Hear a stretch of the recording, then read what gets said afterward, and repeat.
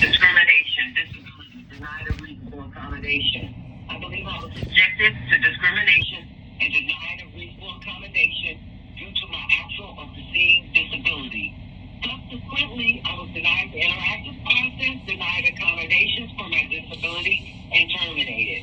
I requested and was approved for disability-related accommodations from June 26, 2023 through August 26, 2023. I had elapsed in medical documentation and submitted an additional disability-related accommodation request for September 14, 2023 through October 14, 2023. Rather than engage in the interactive process, responded disregarded my medical note, and I was subsequently terminated on November 7, 2023. Retaliation, terminated, requested or refused reasonable accommodation, reported resisted any form of discrimination. I believe I was reprimanded and terminated in retaliation for requesting or using disability-related accommodation and for reporting discrimination. I requested and was approved for disability-related accommodations from June 26, 2023 to August 26, 2023. In or about August 2023, I received a positive performance evaluation and had not received performance deficiency feedback. In or about September 2023, I had a lapse in obtaining medical documentation to continue my accommodation. I requested an extension to my existing request as a form of accommodation. During this lapse in protected leave, my direct supervisor, Lee Herbert, required weekly meetings with me while my peers were not subjected to the similar treatment. On or about October 1st, 2023, I submitted a formal complaint to Human Resources regarding the sudden disparate treatment after requesting a disability-related accommodation. On or around November 6th, 2023, I met with Christina Hanna in Human Resources and my supervisor, Kyra Campbell. Excuse me.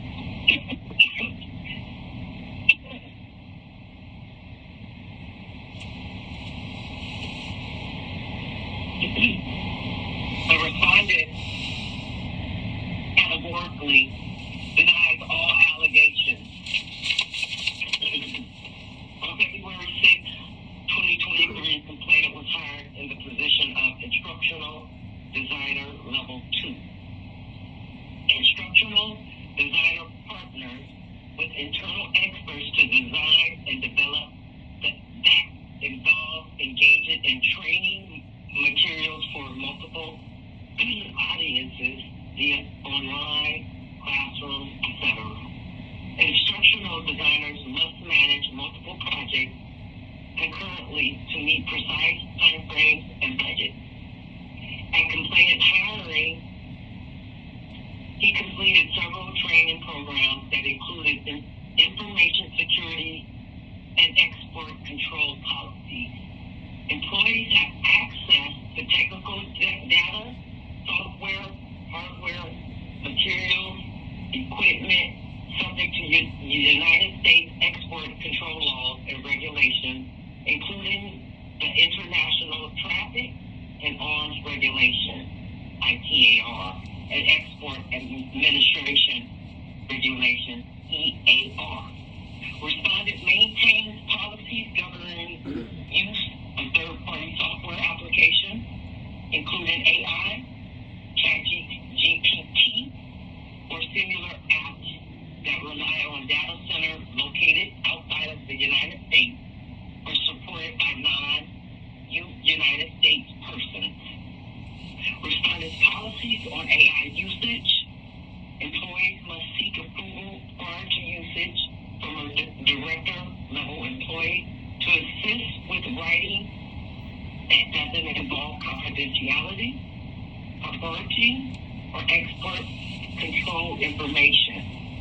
Information security policy prohibits employees from using cell phones to share through apps, confidentiality, propriety, or expert control information in any capacity without written approval from information security team.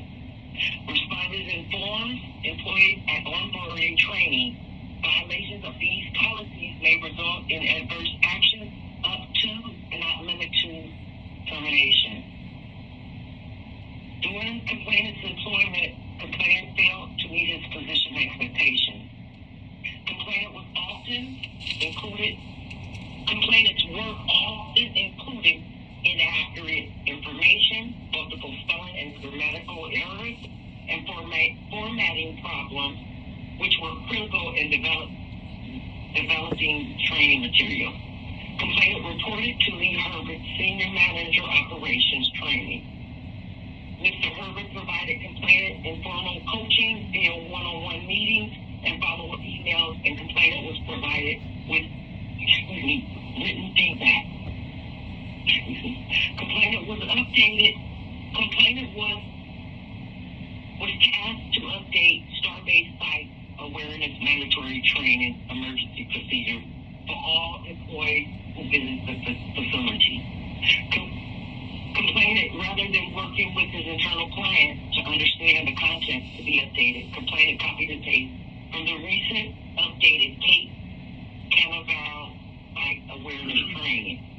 Furthermore, Cape Canaveral facility is a different site with different safety measures and hazards, different floor plans and emergency routes. On August 21st, 2023, Mr. Herbert emailed complainant summarizing their ongoing discussion about his performance problem. Meeting on July 20th, 2023, 3 p.m.,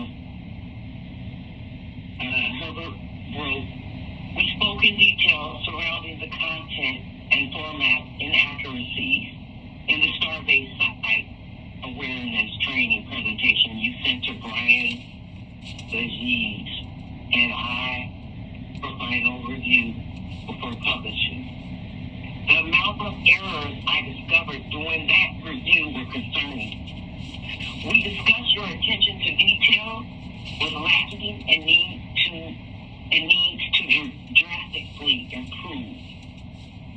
My expectations for the final review is that I find no errors. I also added a peer review process so errors would be caught before they come to me for final review." Meeting August 17th, 2023, 3 p.m., Mr. Herbert and complainant. "We again spoke surrounding the link you sent me for the final review of Starbase Path Awareness Training course. Again, the amount of errors in the course was very concerning for a final review. I also looked through the peer feedback emails and was disappointed that some of the errors highlighted were still present in the final review. More so, the amount of errors identified during the peer review was alarming. I reinforced that as the ticket owner for the course, you are responsible to ensure the course content is accurate, grammar is checked, and should be ready to publish. Excluding technical details or process knowledge would be in the subject matter expert. Complainant was informed to check the quality and accuracy of the training before sending for peer review. Complainant 360 reviews supported Mr. Herbert's assessment of complainant's performance. Jeffrey Van Truren, principal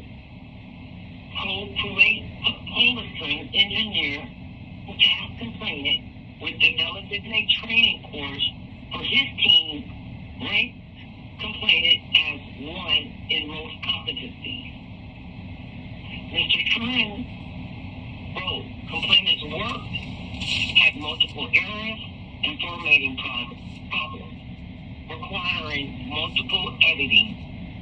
The quality of complainant's training course had been below standard, I expect from the training team. At this point, I felt like it would have been quicker for me to learn how to use the course creation software and generated the course myself. Mo's lead principal meteorology engineer provided complainant feedback. Lee wrote, complainant demonstrated a lack of critical thinking and his work was riddled with errors. Significant improvements need to be made regarding attention to detail. Complainant missed the deadline. All reviews showing complainant's poor performance were provided to complainant before respondents were notified of anyone or becoming aware of complainant's disability. On September 6, 2023, complainant emailed Mr. Herbert. He was in a car accident on June 20th, 2023. Complainant wrote, gotten better, but still experiencing some lingering effects. Complainant emailed Herbert a medical note dated June 27th, 2023, stating he experienced a mild concussion without loss of consciousness. The medical note stated symptoms may include headache, dizziness, feeling of nausea, tinnitus, and blurring of vision, along with cognitive changes.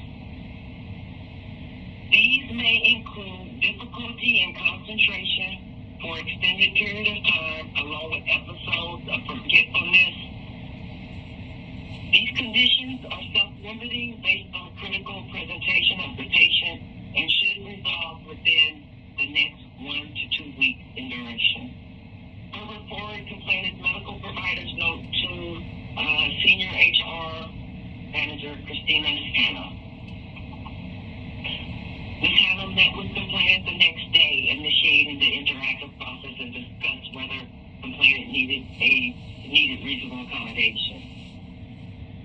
Since complainant's medical note said his symptoms would resolve within 2 weeks after the note was written on June 27, 2023, Ms. Hanna explained to complainant how he could request reasonable accommodation if the symptoms still impacted his ability to perform the essential function of his position. After their meeting, Ms. Hanna emailed complainant the reasonable accommodation request forms and asked him to return them no later than September 22nd, 2023.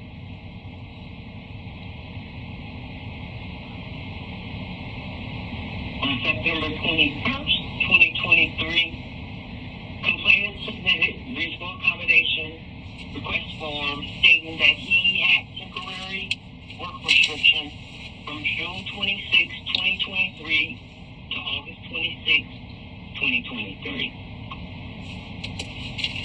Ms. Hanna met with complainant again to clarify his request for reasonable accommodation, since the provider's certification form indicated that his temporary work restriction had already ended, and there was no way respondent could limit the amount of standing, sitting, walking complainant had done in the past.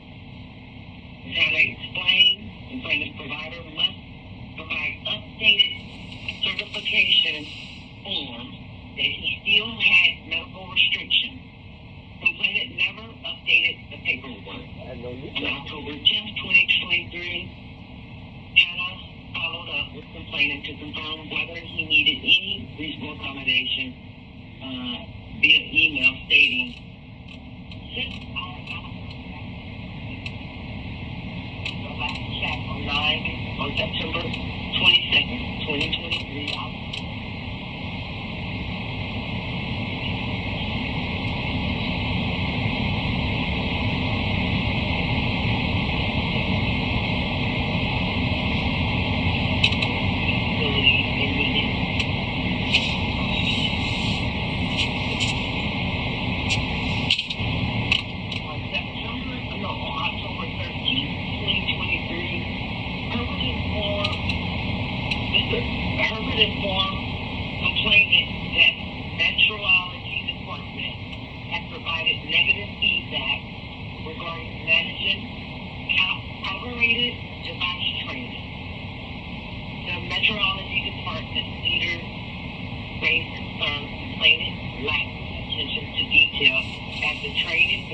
Incorrect information, typo, and formatting errors. Herbert summarized the feedback via email to the complainant stating, I also raised that your level of errors over the past 2 months is becoming a growing concern as we enter into the year final performance review. If I were to review you today, I would score you as need improvement. Mr. Herbert sent complainant similar feedback on his Starbase Launchpad training. Nevertheless, complainant submitted his final version of the training, and there were multiple typos and formatting errors needed correction. Complainant was advised by Herbert, I want again to remind you attention to detail from your side needs to be tighter and self-check robustly in places.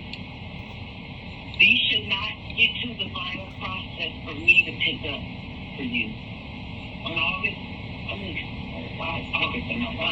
October 26, 2023, complainant was assigned a new supervisor, Sierra Campbell, Operations Training Manager.